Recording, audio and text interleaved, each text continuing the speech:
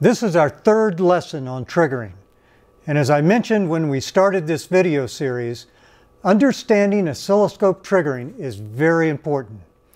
Thus far, we've mostly been testing signals that are simple, such as repetitive sine waves and square waves. But signals in the real world of electronics are typically more complex.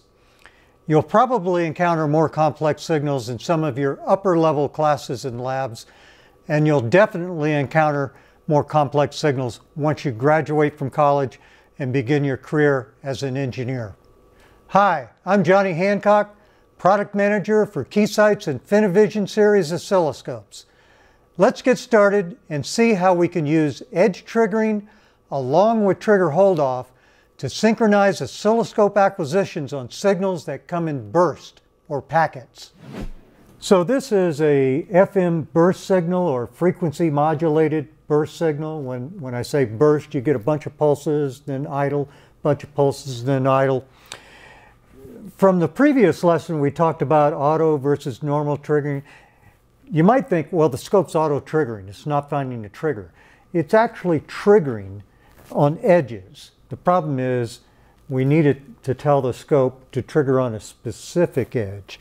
If let's press stop and see this waveform.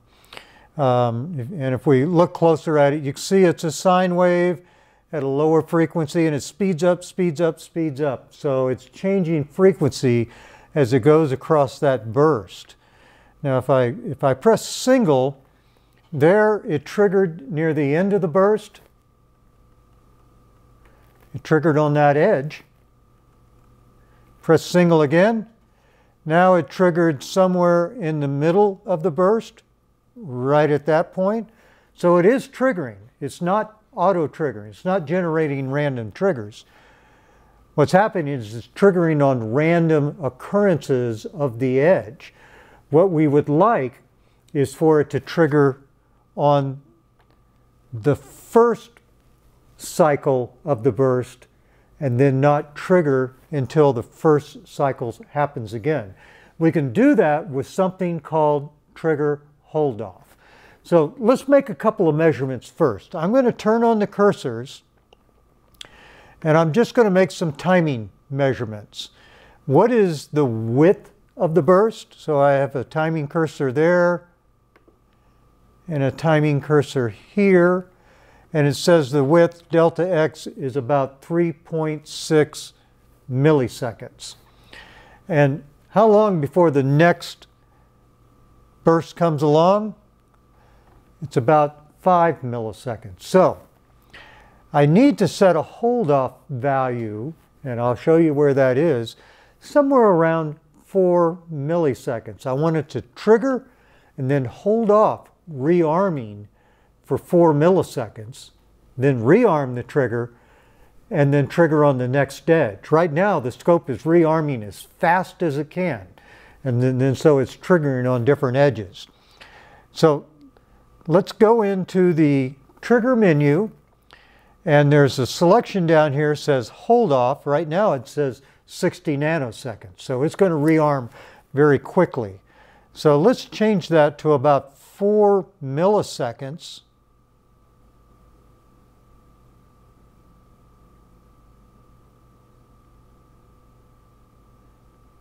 It's jumping right over what I want. That's probably close enough. It's about 4.5 milliseconds.